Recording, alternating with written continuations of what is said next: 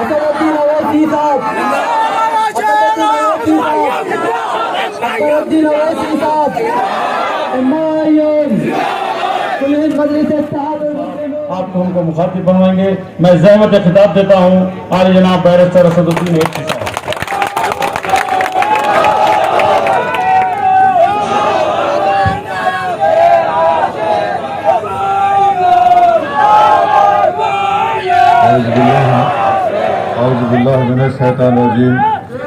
बिस्मिल्लाहिर्रहमानिर्रहीम।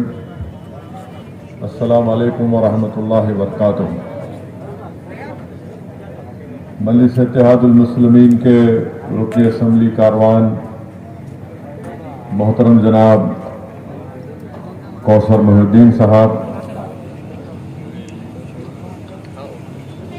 हैदराबाद से तशरीफ़ लाए मजलिस इत्तेहादुल मुस्लिमीन के अरकान बल्दिया, करीमनगर के सदर जनाब अहमद साहब, वो साबिक़ा डिप्टी मेयर जनाब अब्बास सलीम साहब, हाफिज यूसुफ साहब, सिद्दीपेट के मेरे मजलिस इत्तेहादुल मुस्लिमीन के जिम्मेदारान व सदर, मौजूद हाज़रीन इकराम, मेरे गयूर नौजवान साथियों, मेरी इज़्ज़तदार माँ और बहनों, मैं सबसे पहले आप तमाम का शुक्रिया अदा करता हूँ कि आपने अपना कीमती वक्त निकाल कर और रमज़ान के इस मुबारक महीने में रोज़े में रहते हुए भी आपने आज के इस इंतखाबी जलसे आम में शिरकत की।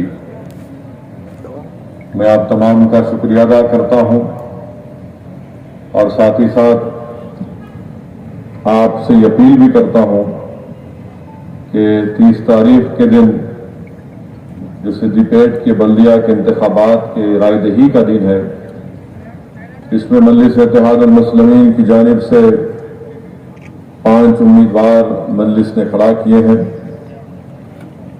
वार्ड नंबर 19 से जनाब जफोला कृष्णा साहब, वार्ड नंबर 20 से शेख अबूद साहब, वार्ड नंबर 29 से अब्दाल नसीर अरशद साहब, वार्ड नंबर 30 से मोहतरमा सबिया सुल्ताना साहिबा, वार्ड नंबर 21 से मोहतरमा रेहाना अब्दाली मुस्तफ़ा साहिबा। ये मजलिस इत्तेहादुल मुस्लिमीन के उम्मीदवार हैं।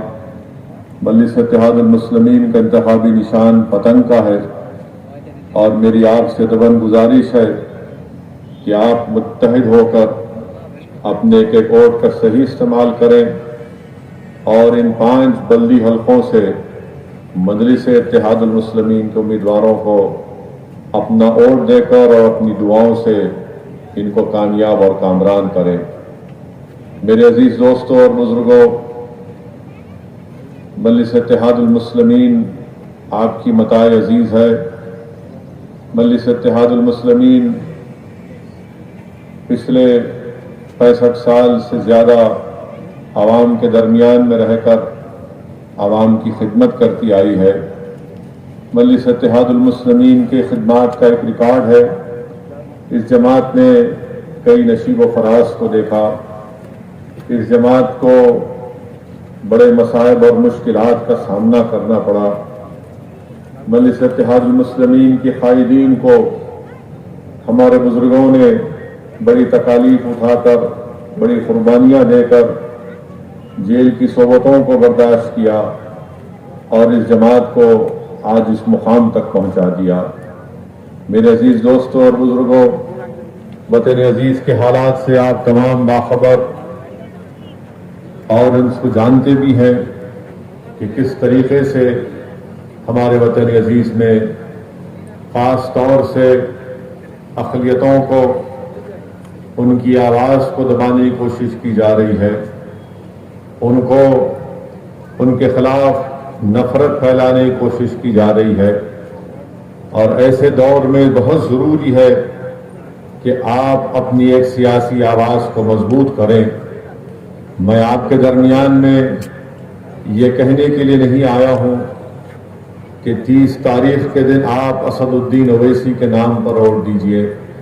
मैं आपको ये समझाने और आपसे गुजारिश करने के लिए आया हूं कि आप अपनी क़यादत को सिद्दीपेट में मजबूत बनाने के लिए, यहाँ पर आपकी एक लीडरशिप को बनाने के लिए, यहाँ पर आपकी एक आवाज़ को मजबूत बनाने के लिए, यहाँ पर आपकी एक अलहदा सियासी शनाख्त को बनाने के लिए, यहाँ पर आपकी एक ताकत जो इत्तेहाद की बुनियाद पर आप अपनी ताकत को बना सकते हैं, इन चीज़ों पर मैं आपसे अपील करने आया हूँ कि आप मजलिस इत्तेहादुल मुस्लिमीन के इन 5 उम्मीदवारों के हक में वोट देकर इनको कामयाब और कामरान करें।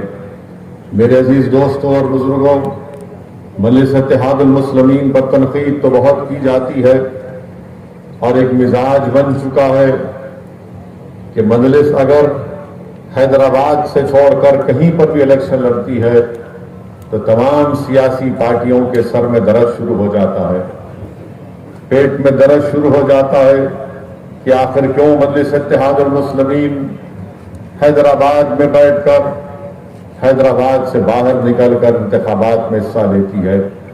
मेरे अजीज दोस्तों और बुजुर्गों, मैंने हमेशा इसका जवाब दिया है और आज भी दे रहा हूं।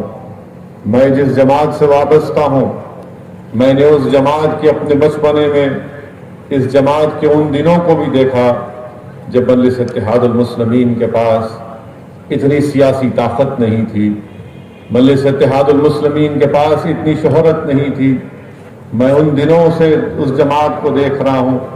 मैंने मरहूम कायद सालार मिल्लत के साथ उनकी उस जीप गाड़ी में बैठकर हमारे गर्मियों के स्कूल के छुट्टियों में मैंने मुख्तलिफ अजलाओं का दौरा मेरे बचपन में मरहूम कायद के साथ किया और मैंने उनकी तकालीफ को देखा, उनकी मेहनत को देखा, उनकी जुस्तजू को देखा, उनके अखलास को देखा, उनकी तड़प को देखा, उनके सियासी पैगाम को समझने का मौका मिला।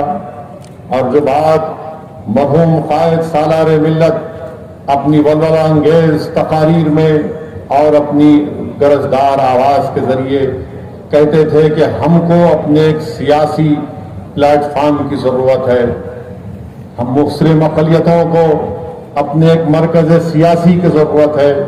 मेरे अजीज दोस्तों और बुजुर्गों, ये बात सुल्तान सलाहुद्दीन ओवैसी मरहूम मेरे कायद मेरे सालार ये कब से कहते थे? आज से 40 साल पहले मजलिस इत्तेहादुल मुस्लिमीन का ये सदर मरकज सियासी की बात करता था। आज आप देखते हैं कि मुल्क के कोने कोने में अगर आज मजलिस नौजवानों के लिए एक ताकत बन चुकी है, अगर आज मुल्क के कोने कोने में गयूर नौजवानों के हाथों में मजलिस का अगर परचम है, अगर आज मुल्क के हर मुख्तलिफ रियासतों में नौजवान मजलिस इत्तेहादुल मुस्लिमीन को अपनी आवाज और अपनी शनाख्त समझता है, वो इसलिए कि वो इस बात को समझ चुका है कि अब दीगर सियासी पार्टियों पर भरोसा नहीं किया जा सकता। हमको अपनी पार्टी को मजबूत बनाना है, हमको भारत की जमहूरियत में अगर अपनी आवाज को बनाना है, अपनी शनाख्त को जिंदा रखना है, हमको अगर हमारे तालीम के मसाइल को हल करना है, अगर हमको नाइंसाफियों का खात्मा करना है, अगर हमको बल्दिया से लेकर पंचायत से लेकर असेंबली और पार्लियामेंट तक अगर हमको अपनी आवाज को उठाना है, तो हम अपनी आवाज को मुख्तलिफ सियासी पार्टियों के पास 60-65 साल से गिरवी रख चुके थे। अगर हमको अपनी आवाज को पहुंचाना है तो बेनाम की लीडरशिप नहीं बल्कि नाम की लीडरशिप को पैदा करना पड़ेगा। अगर हमको सिद्दीपेट की बल्दिया में, तेलंगाना की असेंबली में, भारत की पार्लियामेंट में अगर हमको अपनी आवाज को उठाना है तो वो लोग ही उठा सकते जो हमारे गम को समझ सकते हैं, जो हमारे बहते हुए आंसुओं को, आंख से जो गिरता हुआ आंसू उसको समझ सकते हैं। हमारे मसाइल के हल के लिए इसलिए जरूरी है कि इसीलिए मैं आपसे अपील करने आया हूं कि 30 तारीख के दिन आपको इन तमाम चीजों को सामने रखकर अपनी जमात, अपनी मताए अजीज मजलिस इत्तेहादुल मुस्लिमीन को कामयाब और कामरान करना है। मजलिस पर तनकीद करने वालों, ये तो बताओ कि ग्रेटर हैदराबाद का म्युनिसिपल इलेक्शन हुआ तो हैदराबाद की पार्लियामेंट की कॉन्स्टिट्यूंसी में या जहां कहीं भी मजलिस के उम्मीदवार इलेक्शन में हिस्सा लिए, वहां पर अमित शाह आ गए, वहां पर बीजेपी का नड्डा आ गया, मरकजी मिनिस्टर आ गए, उत्तर प्रदेश का वो चीफ मिनिस्टर तो डिक्टेटर बना बैठा योगी आदित्यनाथ की आ गया। मगर आखिर क्या वजह है कि मजलिस इत्तेहादुल मुस्लिमीन ने अपने 44 अराकीन बल्दिया को जिताया, अपनी जो तादाद थी उसको बरकरार रखा। जिस जिस वार्ड में अमित शाह गए, योगी आदित्यनाथ गए, नड्डा गए, वहां पर उनकी दाल नहीं गली। आखिर क्या वजह है कि मजलिस कामयाब हो गई और दूसरी पार्टी अगर कामयाब नहीं हुई तो क्यों नहीं हुई? ये इसलिए नहीं हुई कि मजलिस ने काम किया हैदराबाद में, मजलिस ने फिरका परस्ती नहीं पैदा की, मजलिस ने हिंदू मुसलमानों में नफरत नहीं पैदा की, बल्कि मजलिस इत्तेहादुल मुस्लिमीन ने काम की बुनियाद पर हैदराबाद के बल्दिया के इंतखाबात में अपनी तादाद को बरकरार रखा। मजलिस इत्तेहादुल मुस्लिमीन का पर अल्लाह सुब्हानहू तआला का बेहद एहसान और करम है कि अल्लाह सुब्हानहू तआला ने बातिल ताकतों के तूफान में अल्लाह ने फजल और करम किया और मजलिस इत्तेहादुल मुस्लिमीन को कामयाब और कामरानी से हमकिनार किया। अमित शाह जिस वार्ड में आकर इंतखाबात में हिस्सा लेते हैं, उस वार्ड में हमारे बंगाली हमारे भाई और बहन ने बड़ी तादाद में मजलिस के उम्मीदवार को कामयाब किया। कारवान असम्बली हल्के से हमारे यादव साहब हैं, आप पूछ लीजिए कितने मुसलमान वोटर हैं उनके वार्ड में। एक बड़ी तादाद में हमारे बैकवर्ड क्लास के भाइयों ने, जिसमें यादव बरादरी के भी हमारे भाई हैं और हमारे जो फिशरमैन हैं, गंगा पुत्र संगम के हमारे भाई, ये तमाम आकर निकल कर वोट डाले और मुझे आकर कहते थे कि असद साहब आप फिक्र मत करो, हम आपको वोट देंगे। क्यों वोट देंगे? क्योंकि आपकी पार्टी का मेरे हमारे दरमियान में रहकर काम किया, हमारी जरूरत को पूरा किया। गंगा पुत्र संगम के फिशरमैन है, उनकी आवाज उनके मसाइल को कौसर मोहिउद्दीन ने तेलंगाना की असेंबली में उठाया, वहां से मजलिस को कामयाबी मिली। फिर आपके लंगर हाउस वार्ड है, वहां पर भी मजलिस को कामयाबी मिली। मेरे अजीज दोस्तों और बुजुर्गों, ये मजलिस इत्तेहादुल मुस्लिमीन के मुखालिफिन का झूठा प्रोपेगेंडा है कि नफरत पैदा करते हैं। अरे मेरे नफरत पैदा करने से बीजेपी नहीं कामयाब हो रही है। अगर बीजेपी कामयाब हो रही है इस मुल्क में तो आपकी नाहिली और आपकी गलत पॉलिसियों की वजह से कामयाब हो रही है। क्यों नहीं कामयाब हुई हमारे खिलाफ? हैदराबाद को आकर बड़ा बड़ा दाम लिए थे कि बल्दिया का इलेक्शन हो रहा था हैदराबाद का, और बीजेपी वाले बोल रहे थे कि यहाँ बांग्लादेशी है, यहाँ पर फुला है, अफगानी है। क्या कह रहे थे कि हम सर्जिकल स्ट्राइक करेंगे। हमने कहा बीजेपी के वो शख्स से जो बड़ा कह रहा था सर्जिकल स्ट्राइक करेंगे, हमने कहा प्यारे नदी के इस पार कोई स्ट्राइक नहीं चलेगा, यहाँ पर हवा में सिर्फ पतंगी उड़ेगी इंशाअल्लाह। सर्जिकल स्ट्राइक करेंगे। क्या पुराना शहर का इलाका कोई बॉर्डर का इलाका है? वहां बॉर्डर में नहीं गए, चीन अंदर घुस के आज भी बैठा हुआ है गोगरा हाइट्स में, चीन आज भी घुसा हुआ है, मगर ये प्यारों को हिम्मत नहीं होती वहां जाने के लिए। वहां जाओ ना, चड्डी पहन के पैंट पहन के लट लेके जाओ, वहां सर्जिकल स्ट्राइक करो। नहीं, हैदराबाद में करेंगे। हमने कहा सर्जिकल स्ट्राइक हैदराबाद की हिंदू मुस्लिम दलित बैकवर्ड क्लास की आवाम बीजेपी पर कर दिया। अब दूसरे मजलिस के मुखालिफिन जो है, अरे ये कैसा हुआ, आप जीत गए हम नहीं जीते, तो हम बोले भाई तुमको हुनर नहीं आता काम करने का तो मैं क्या करूं। अगर आप ये समझते हैं कि मजलिस सिर्फ नफरत या जज्बात की सियासत पर इलेक्शन जीतती, झूठ है ये। हम काम की बुनियाद पर इलेक्शन जीतते हैं। लॉकडाउन हुआ, बताइए आप हैदराबाद या कहीं पर भी लॉकडाउन में अगर कोई नजर आ रहा था तो मजलिस के जिम्मेदारान नजर आ रहे थे। लोग परेशान थे तो मजलिस नजर आ रही थी। आज से 2 या 3 दिन पहले यही सिद्दीपेट के एक नौजवान ने मुझे फोन किया कि साहब मेरे गांधी अस्पताल में मुझे एडमिशन कराना है, उनको पूछिए, मैं नाम तक भी नहीं जानता, सिर्फ जानता हूं कि इस शख्स ने फोन किया था, गांधी अस्पताल के डॉक्टर को कॉन्फ्रेंस कॉल कर लिया, रात में कुछ 11:30-12 बज रहे थे और डॉक्टर ने कहा कि सर साहब जरूर एडमिट करेंगे गांधी हॉस्पिटल में, मगर आप उनको बोलिए कि एम्बुलेंस में थोड़ा ऑक्सीजन रखकर लेकर आइए, 1-2-3 घंटे लगेंगे। मैंने कहा ठीक है, सिद्दीपेट से आने के लिए पहुंचने तक 2-2.5 घंटे लगेंगे। मेरे अजीज दोस्तों, ये काम करने का जज्बा हमको हमारे कायद सालार मोहतरम ने सिखाया। यकीनन तकरीर करते हैं, यकीनन जज्बाती तकरीर करते और करते रहेंगे, क्योंकि अल्लाह ने मुझे जज्बात दिए हैं। मैं कोई मुर्दा लाश की तरह खड़े होकर तकरीर नहीं कर सकता। मैं जिंदा हूं तो जब जिंदों की नुमाइंदगी करता हूं तो जिंदगी की बात करना पड़ेगा। मरने वालों की या मुर्दों की बात मैं नहीं कर सकता। मैं जिंदों के दरमियान में खड़ा होकर कह रहा हूं कि 30 तारीख को मजलिस को वोट दो। मैं जिंदों की बस्ती में खड़े होकर आपसे अपील कर रहा हूं। मेरे अजीज दोस्तों और बुजुर्गों, आपको अपनी आवाज को मजबूत करना है। अगर बिहार में मजलिस के 5 MLA जीत सकते हैं तो क्या सिद्दीपेट में मजलिस के 5 रुकने बल्दिया को आप नहीं जिता पाएंगे? हैदराबाद से 2000 किलोमीटर दूर किशनगंज की सरजमीन, हमारे वतन अजीज का सबसे पसमानदा इलाका, वहां पर मजलिस इत्तेहादुल मुस्लिमीन ने काम किया और 5 हमारे अराकीन असम्बली कामयाब हुए। मजलिस के मुखालिफिन मुझ पर ताना मारते थे, तुम सब जगह जाते, गुजरात क्यों नहीं जाते? गुजरात जाने डर होता क्या? मैं हमेशा कहता था कि जाऊंगा, मगर मैं अपने टाइम पर जाऊंगा, अपने वक्त पर जाऊंगा, प्रोग्राम बनाकर जाऊंगा। गुजरात की सरजमीन पर गए, अहमदाबाद में इलेक्शन लड़ा, 6 अराकीन बल्दिया अहमदाबाद में कामयाब हुए। आप यहां पर 5 को नहीं कर सकते। अहमदाबाद में जाकर इलेक्शन लड़े तो वहां पर कांग्रेस के पेट में दर्द शुरू हो गया।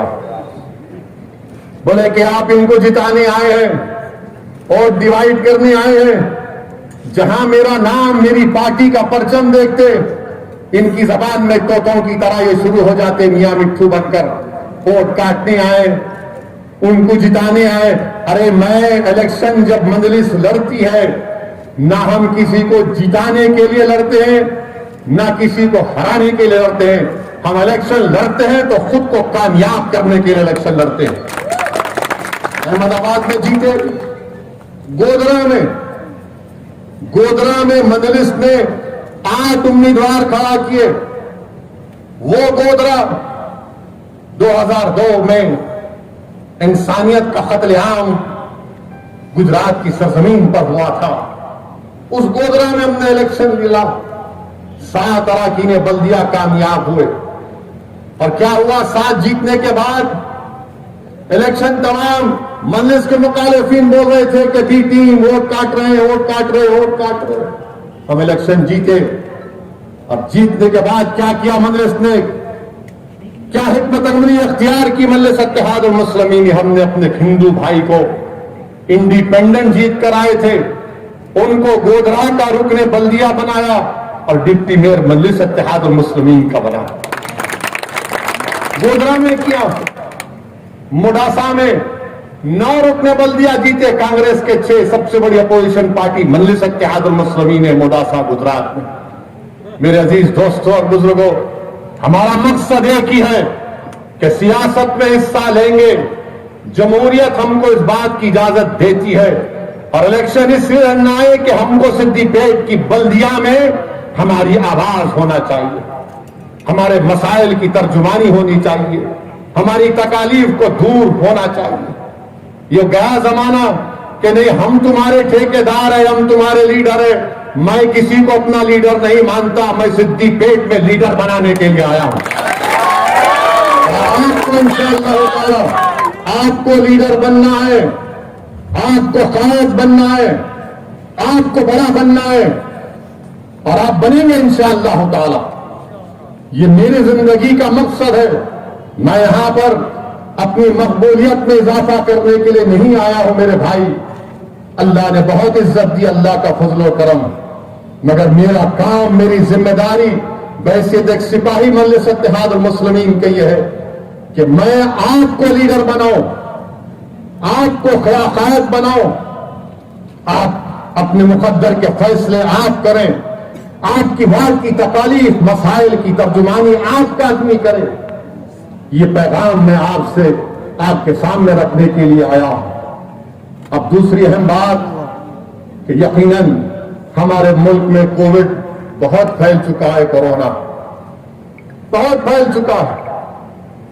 आपको याद होगा पिछले साल जब लॉकडाउन किया गया था, मैंने लॉकडाउन की मुखालिफत की, बल्कि एक अंग्रेजी अखबार है तेलंगाना टुडे, उसमें मैंने लॉकडाउन के खिलाफ मजमून भी लिखा था। और लॉकडाउन के वक्त भी मैंने कहा था कि कोविड से मुकाबला करने का यह तरीका नरेंद्र मोदी का बड़ा गलत है, बड़ा ही गलत फैसला था कि 4 घंटे में लॉकडाउन लगा दिए, बर्बाद कर दिए गरीबों को, मईशत बर्बाद हो गई, नौकरियां चली गई। रात की 8 बजे वजीर आजम आकर बोल दिए कि भाई बहनों लॉकडाउन है 4 घंटे के बाद, गरीब बर्बाद हो गया।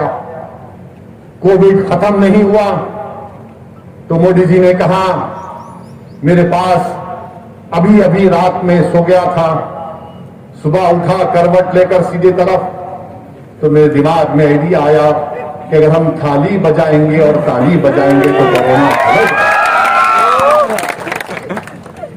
मैंने उस वक्त भी कहा ये कैसे होगा, बीमारी का आवाज से भाग जाती, अगर बीमारी आवाज से भागती हंसने के लिए नहीं, अगर बीमारी आवाज से भागती है तो मरीज की आहों से भाग जाना चाहिए था,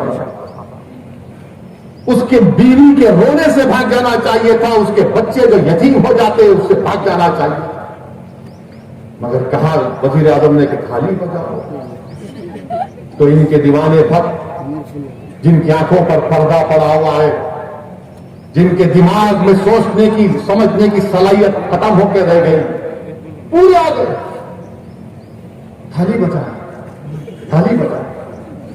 फिर बाद में मोदी ने कहा दिया जलाओ, तो पटाखे जला दिए, ये समझे कि कोरोना भाग जाएगा। लोग दीवाने हो चुके हैं, गुलूब जो के उसमें आ चुके हैं।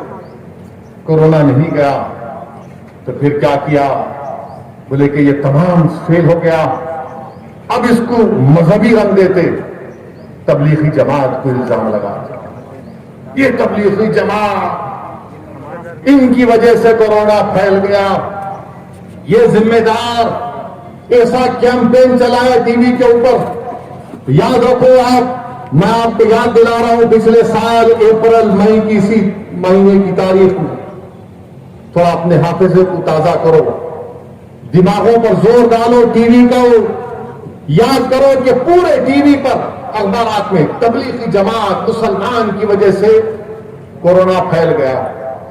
ये लोग थूके खाने में, जेलों में डाल दिए, मगर एक के बाद एक कोर्ट में केस खत्म हो गया। तो इसके बाद समझ में नहीं आया, लोग 1 लाख पहली वेव में करीब 1 लाख 1.5 लाख के ऊपर लोगों की मौत हो गई। इनको 3 महीने का टाइम मिला था, 6-7 महीने का, तो क्या किया इन्होंने, छाती मारना शुरू कर दी। बोले कि मोदी ने कोरोना को हरा दिया, मोदी ने कोविड को हरा दिया। इनके मिनिस्टर एमपी बोले देखे मोदी ने क्या किया, पूरे दुनिया को विश्व को बता दिया कि हम कोविड को हरा दिए। मेरे अजीज दोस्तों और बुजुर्गों, खुद लोकसभा की तकरीर वजीर आजम की फरवरी में मोदी ने यही बात कही कि हमने कोरोना को कोविड को हरा दिया। वर्ल्ड इकोनॉमिक फोरम में तकरीर कर रहे थे वजीर आजम, वहां पर भी कह रहे बड़े लंबी लंबी छोड़ रहे थे, छोड़ दिए। इनके मिनिस्टर बोले खत्म पे आ गया कोरोना, और हुआ क्या, वो बीमारी दोबारा आ गई। तमाम एक्सपर्ट्स बोल रहे थे, जिसको अंग्रेजी में कहते हैं एपिडेमियोलॉजिस्ट, जिनके पास 1 डिग्री 2 डिग्री नहीं, मोदी के पास 1 ही डिग्री है, उनके पास 13 डिग्रियां हैं। वो जिंदगी भर पढ़ते हैं, अभी पढ़ रहे। वो लोग बोले कि सेकेंड वेव आएगी आएगी, मगर हमारे लोग, वो कभी आप देखे टार्जन बोल के आता था, वो ऐसा छाती मार के वो चीखा मारता था, वो टार्जन के से पूरे खत्म हो गया, पलट के आया। पार्लियामेंट के तकरीर में बीजेपी का एमपी मोदी जी ने हरा दिया, कोरोना भाग गया, वैक्सीन लगा दिया और पूरे विश्व को दे दिया। अब कोरोना वापिस आ गया। उत्तराखंड में मोदी का इश्तिहार अखबार में मार्च का वेलकम कर रहा है उत्तराखंड को। उत्तराखंड का चीफ मिनिस्टर बोल रहा कि कुछ नहीं है कोरोना यहां पर। उन्हें फटे हुए जीन्स का एक्सपर्ट है उत्तराखंड का चीफ मिनिस्टर। खुद कोरोना हो गया, कोई नहीं लिखता। उत्तराखंड के ऊपर कोई नहीं लिखेगा, कोई नहीं टीवी पे बोलेगा। मगर जब तबलीगी जमात की बात आई तो पूरे के पूरे एक हो गए। मेरे अजीज दोस्तों और बुजुर्गों, आज मुल्क में बुरा हाल है, मुल्क में बुरा हाल है। 8 महीने 180 ऑक्सीजन के प्लांट की मंजूरी दी और 8 महीने के बाद कितने लगे? सिर्फ 10 या 12 लगे हैं। ऑक्सीजन से लोग मर रहे हैं। दिल्ली में भारत का कैपिटल दारुल हुकूमत, दिल्ली में लोग मर रहे हैं। वजीर आजम नरेंद्र मोदी के घर से 10-10 मिनट के फासले पर जितने अस्पताल है, अस्पताल के लोग हाई कोर्ट जाकर बोलते हैं कि कोर्ट से कहते हैं कि हमारे पास सिर्फ 3 घंटे का ऑक्सीजन है, ऑक्सीजन दो। और हमारे वजीर आजम अपने महल के बादशाह हैं, महल में रहते हैं। और जब बादशाह महल में रहता है तो बादशाह को फिक्र ही नहीं रहती महल के बाहर क्या हो रहा। बादशाह को अपने महल की खूबसूरती पर, अपने आराम पर नाज होता है। और जमहूरियत में बादशाह नरेंद्र मोदी हैं, अपने महल में आराम से बैठे हैं और महल के बाहर कब्रिस्तान भरे जा रहे हैं, महल के बाहर चिताएं जल रही हैं, महल के बाहर लोग ऑक्सीजन से मर रहे हैं। ये भारत के वजीर आजम को इसकी फिक्र नहीं है।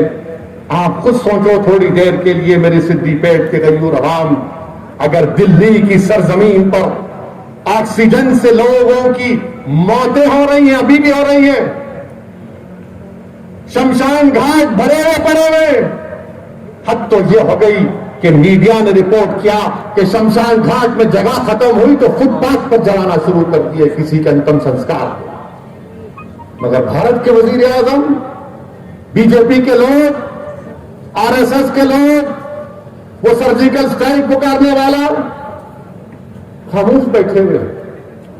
लोग मर रहे हैं मगर भारत के वजीर आजम को इसकी फिक्र नहीं है। और आप बोलते हैं कि आत्मनिर्भर भारत, कैका बैगन का आत्मनिर्भर भारत तुम्हारा? कौन सा आत्मनिर्भर भारत? आपको सऊदी अरब से ऑक्सीजन आ रही, दुबई से आ रही, जर्मनी से प्लांट आ रहा है। अरे आप ऑक्सीजन नहीं दे रहे, कहीं की हुकूमत कर रहे नरेंद्र मोदी आप? कोई कंट्रोल नहीं आपका, कोई विजन नहीं आपका, कुछ नहीं बोल सक रहे। आत्मनिर्भर भारत अरे ऑक्सीजन नहीं पैदा करे, तुम क्या हुकूमत करोगे भारत के गरीबों पर? अगर आत्मनिर्भर भारत पार्लियामेंट में मोदी ने खड़े होकर कह दिया कि हमारे पास हम दुनिया की दवाएं हमारे देश में बनती है, तो फिर रात के सुबह में 2 बजे, सुबह के 4 बजे सहरी के बाद असदुद्दीन ओवैसी के पास रोते हुए लोग क्यों फोन कर रहे हैं कि रेमडेसिविर दिलाओ, रेमडेसिविर दिलाओ, टोसिलिजुमैब दिलाओ? कहां इंजेक्शन फिर ये? कहां इंजेक्शन बताओ फिर ये? आत्मनिर्भर भारत की बात झूठ पे झूठ कहते हैं। 6 साल 7 साल से हुकूमत कर रहे हैं, सिर्फ नफरत पर कर रहे हैं। असदुद्दीन ओवैसी के नाम को लेकर नफरत पैदा करके डरा कर हुकूमत कर रहे, वोट हासिल कर रहे। मगर आज देखा आपने कि ऑक्सीजन तक नहीं मिल रही है। अब आप बताओ, दिल्ली में अगर ऑक्सीजन नहीं है तो वो देही इलाके, वो रूरल इलाके हमारे मुल्क के, चाहे ईस्टर्न यूपी का हिस्सा हो, चाहे बिहार का हिस्सा हो, मध्य प्रदेश हो, छत्तीसगढ़ हो, बताओ वहां पर क्या हो रहा होगा। मेरे अजीज दोस्तों और बुजुर्गों, जुल्म है ये, जुल्म है कि हुकूमत अपने ही वतन के लोगों को ऑक्सीजन तक मुहैया नहीं कर पाती।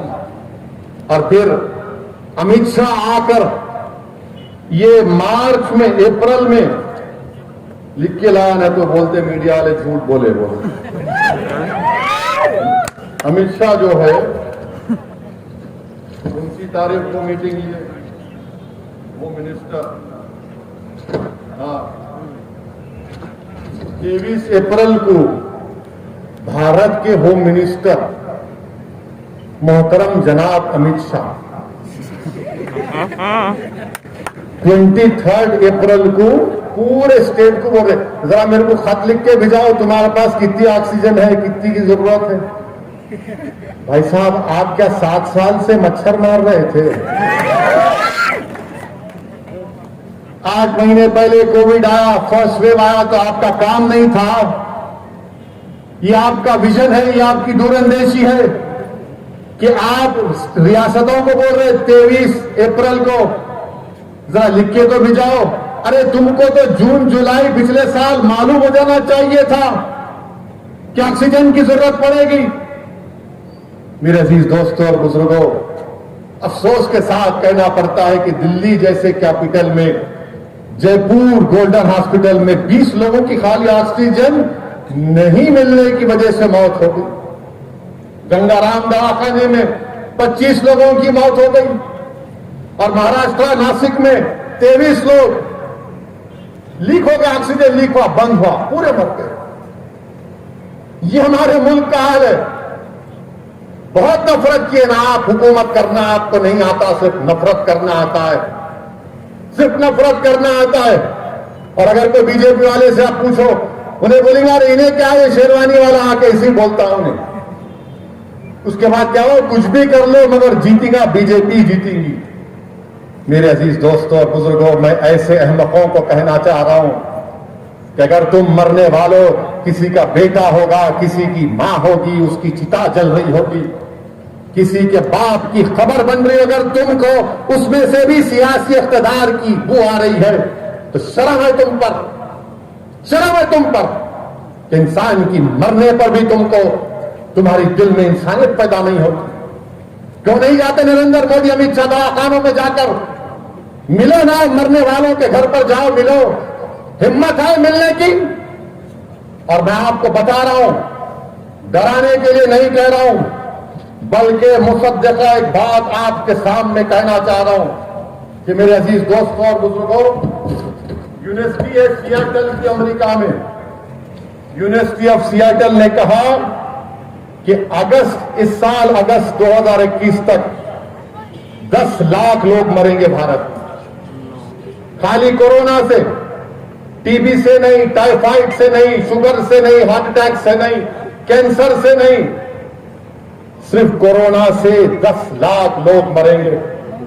और क्या कहा उसने, अगर सबको इंजेक्शन दे भी दिए, कंट्रोल भी कर भी लिए, तो भी करीब कम से कम 8,80,000 लोगों की मौत हो सकती है। अल्लाह बचा ले हमको। ये आपका मामला होगा। और फिर खड़े होकर पार्लियामेंट में बोल दिए सबको वैक्सीन लगाओ, वैक्सीन लगाओ, सबको वैक्सीन मिल रहा है। झूठ बोल रहे हैं। क्या आपको वैक्सीन लगाए कोई? आप पहला लगाए, एक भी नहीं लगाए, नहीं खोले यहाँ पे, हाँ 2 है, नहीं लगाए, नहीं 45 साल के ऊपर के लोगों कितने लगाए? वो भी नहीं लगाए, गई भी नहीं। क्यों नहीं गए? नहीं, क्यों नहीं गए? डर गए क्या? हाँ। अब आप सुनो, अब आपसे अपील कर रहा हूं, वैक्सीन लगाना जरूरी है। वैक्सीन लगाओ आप। मैं अपनी ज़ईफ वालदा को वैक्सीन लगाया हूं, मैं खुद लिया। मेरी मर्दानगी में कमी नहीं बल्कि और बढ़ गई।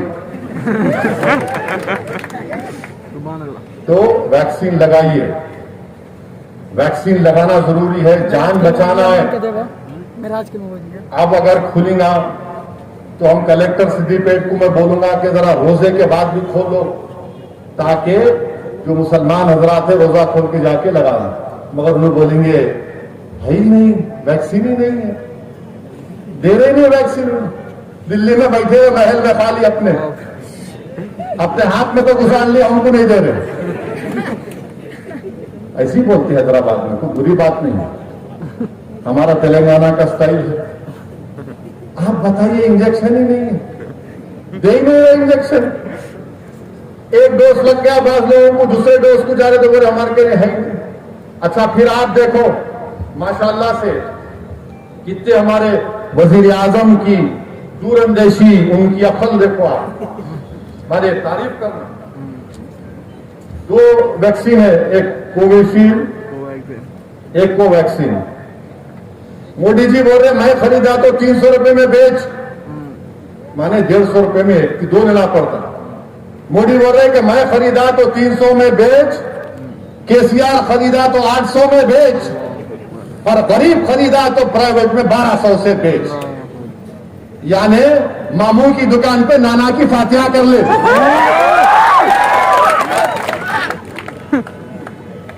यानी तुम खरीदे तो 300 दे, केसीआर खरीदे तो 800 में बेच, और कॉमन आदमी खरीदा तो 1200 में बेच। कोवैक्सीन बोल दिया कि स्टेट गवर्नमेंट खरीदेंगे 1200 में, बेच दिए उनको। कॉमन आदमी खरीदा 2400 में। आपको बता रहा हूं, इन गरीबों के मोहब्बत है ना बीजेपी वाले, पूछो इनको। सबको एंटी नेशनल बोलते हैं। भारत में 92% हमारी खवातीन और 82% हमारे मर्द क्या कमाते मालूम आपको? 92% खवातीन। याद रखो जरा, कल के दिन कोई चड्डी पहन के आ गया सामने तो बोलना सुन जरा, सुन के आया था भड़काऊ भाषण। 92% इंडियन खवातीन, 82% इंडियन मर्द महाना सिर्फ 10,000 रुपये कमाते। 10,000 रुपये। अगर एक फैमिली में 2 बच्चे रहे, बच्चे बड़े हो गए, 18 साल के हो गए, तो 4 लोगों को इंजेक्शन लेना है, पूरी तनख्वाह निकल जाती उसमें, पूरी तनख्वाह निकल जाती। ये इनकी मोहब्बत है, ये वैक्सीन की पॉलिसी है इनकी। बहरहाल मेरे अजीज दोस्तों और बुजुर्गों, नरेंद्र मोदी ना कोविड को कंट्रोल कर रहे हैं, इनके हाथ से निकल गया वो, ना इनके पास कोई विजन है। जो हुकूमत आवाम को ऑक्सीजन नहीं पहुंचा सकती, वो कहीं की हुकूमत करेगी? क्या बोलेगी? कौन सी हुकूमत करेंगे आप? रात रात भर फोन आता है, लोग रोते हैं। मुल्क के कोने कोने से फोन करके उस उम्मीद पर फोन करते हैं कि शायद इस एमपी को बात करने से हमको बेड मिल जाएगा, मगर बेड नहीं मिल रहा है। रोते हुए कि साहब ऑक्सीजन 60 हो गया, 70 हो गया, खुदा के लिए दवाखाना दिलाओ। मेरे अजीज दोस्तों और बुजुर्गों, इस मुल्क का हाल कभी ऐसा नहीं हुआ था जो नरेंद्र मोदी के वजारत उस्मा के दौर में हो रहा है। मैं सच्चाई से कह रहा हूं, सियासी बात नहीं कह रहा हूं। लोग मर रहे, शमशान भर गए, कब्रिस्तान भर गए, मगर भारत के वजीर आजम अपनी नींद से बेदार नहीं होना चाहते। मीडिया पे तो कोई दिखाएंगा ही नहीं। दिख रहा टीवी पे, दिख रहा टीवी पे, क्या दिख रहा? खाली आईपीएल देख। गरीब मर रहा है, उसकी कोई टीवी पे नहीं है। टेलीफोन आ गया, दिखाएंगे तो देख लेंगे। अब गरीबों को फैसला करना है भारत के, ये कैसी हुकूमत आपने लाई है। मैंने वोट नहीं डाला बीजेपी को, आपने डाला है। आपने उनको अपने आधार पर यहां पर मुसल्लत किया है, अपने आप पर। मेरे अजीज दोस्तों और बुजुर्गों, मेरी इज्जतदार मां और बहनों, ये माह मुबारक का महीना है और आज 13 रमजान है। अल्लाह का फजल करम है कि अल्लाह ने हमको जिंदा रखा और रमजान का मुबारक महीना हमको अता किया, जिसका लम्हा लम्हा अल्लाह की रहमत जोश में रहती है, जिसमें एक फर्ज का सवाब 70 गुना बढ़ा दिया जाता है, एक नफिल एक फर्ज के बराबर कर दिया जाता है। वो माह मुबारक हमारे दरमियान में है मेरे नौजवान साथियों, उसकी कदर करो, जिसमें अल्लाह को रोजदार की मुंह की बो मिस्क और अतर से ज्यादा पसंद है।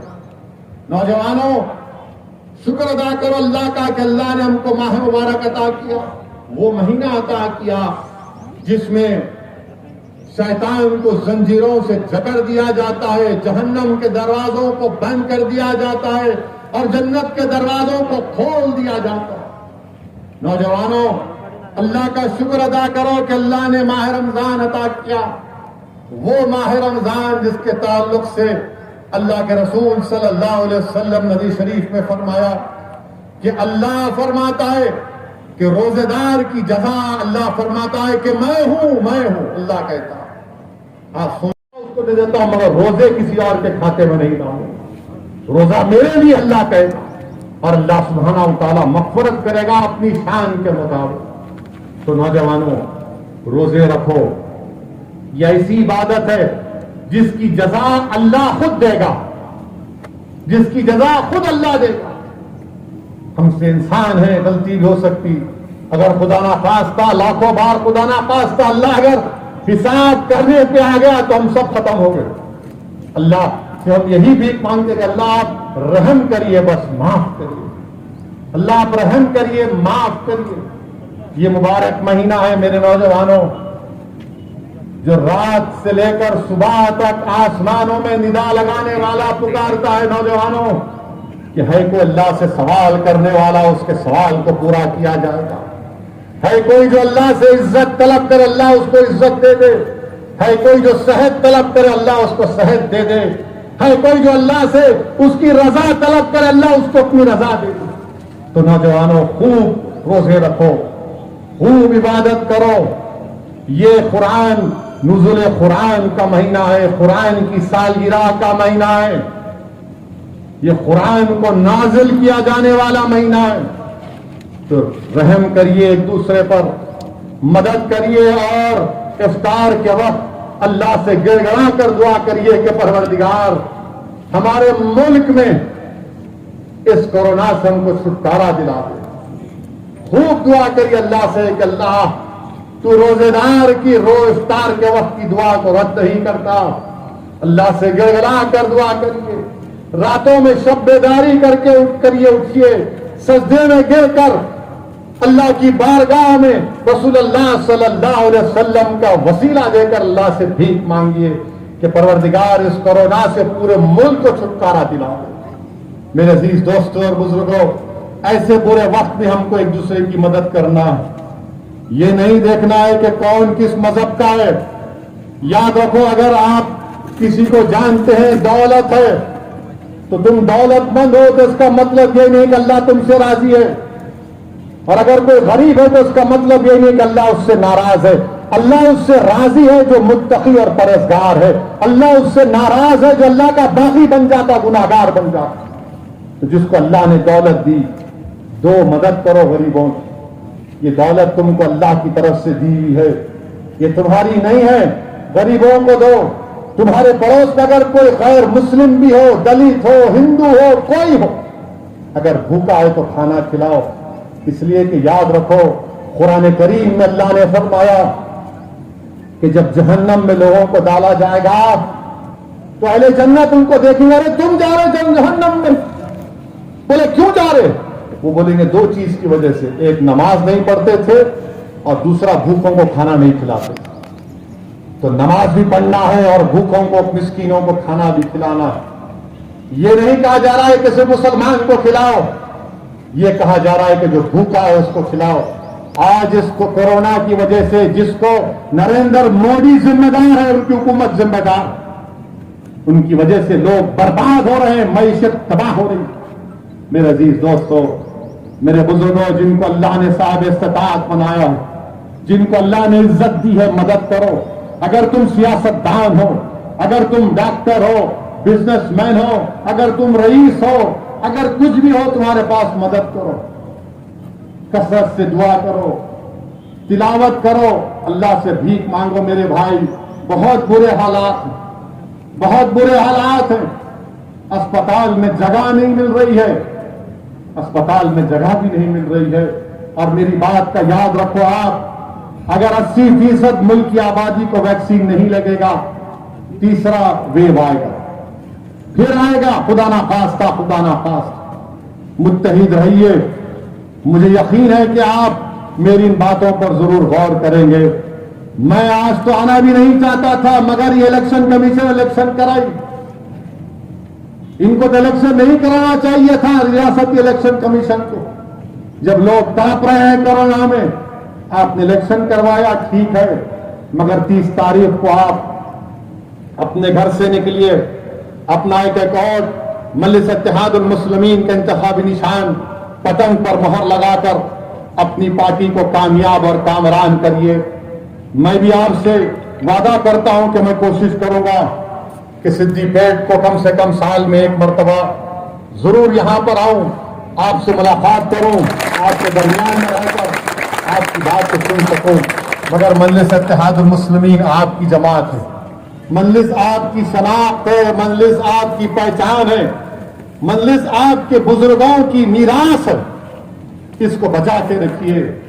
मेरी जिंदगी का भरोसा नहीं, एक दिन जरूर जाऊंगा मैं, इस जमीन की खाक में मिल जाऊंगा, मगर अल्लाह जब तक मुझे जिंदा रखेगा, मैं ना सिर्फ सिद्दीपेट बल्कि मुल्क के कोने कोने में जाकर अपने हक की आवाज को बुलंद करूंगा, अपने हुकूक के मुतालबे की आवाज को बुलंद करूंगा, मेरी जमात के परचम को फैलाऊंगा।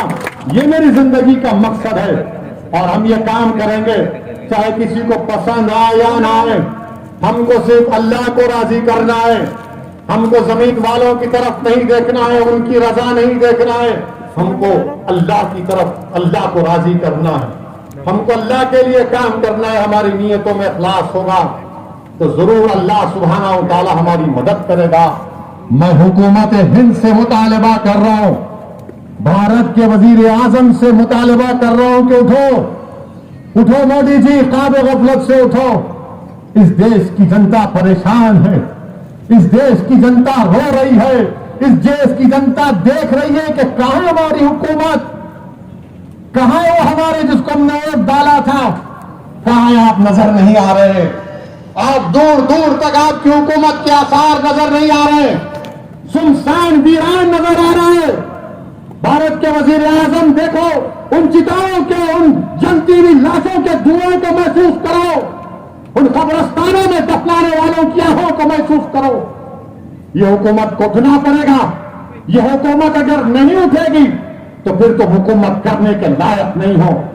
तो हुकूमत तो कर लोगे, मगर याद रखो तुम आवाम का एतमाद और जो मॉरल राइट है उसको खो दोगे। हुकूमत का काम है कि पहुंचना चाहिए। और हम तेलंगाना हुकूमत से भी मुतालबा कर रहे हैं कि आपने मल्लना सागर बना लिया, कालेश्वरन बना दिया, और वो कौन सी पानी की स्कीम है, भगीरथा बना दिया, अब जरा दवाखाने बनाओ। बस है, पानी आ गया, अब दवाखाने बनाओ। आप क्यों सिद्दीपेट की जनता को हैदराबाद आना पड़ता है? यहां बनाओ, आप बड़ा दवाखाना बनाओ, उस्मानिया हॉस्पिटल की नई बिल्डिंग बनाओ। तेलंगाना में कम से कम एम्स और उस्मानिया की तरह, उस्मानिया की नई बिल्डिंग के साथ कम से कम एक 10 हॉस्पिटल बनाना जरूरी है। तेलंगाना की सरकार बनाना चाहिए अस्पताल, क्योंकि गरीब के पास, आप देखो, मेरी बात नोटिस कर लो, ये कोविड से जितने बीमार हो रहे ना, उनको अगर अल्लाह शिफा दे दिया या फिर उनके वालिद या उनके अजीज की मौत हो गई, तब भी खर्चदार हो जाते, वो लोग मखरूज हो जाते। कहां से लाएंगे पैसे इलाज करने के लिए? मेरे अजीज दोस्तों और बुजुर्गों, यही प्रायोरिटी होना चाहिए आपकी। इसीलिए आपसे अपील कर रहा हूं कि 30 तारीख के दिन, जुमे का दिन है, सुबह सुबह उठ के वोट डाल दिए। ये मत बोलिए मैं नमाज पढ़ के आता हूं, तो जुम्मे की नमाज पढ़ के आओ तो अच्छा रहता, वो भी अच्छा है। हर नेक काम नमाज के बाद ही करना, मगर सुबह में अगर आप चले गए तो इंशाअल्लाह ताला उन बूथों पर जाइए, पतंग के निशान पर मोहर लगाइए, उसको अच्छा फोल्ड करिए और पूरे इत्मीनान के साथ, पूरे एतमाद के साथ और बेखौफ होकर और पूरी मोहब्बत के साथ आप मजलिस इत्तेहादुल मुस्लिमीन के इंतखाबी निशान पर मोहर लगाइए, अपनी जमात को कामयाब करिए। अस्सलाम वालेकुम व रहमतुल्लाहि व बरकातहू।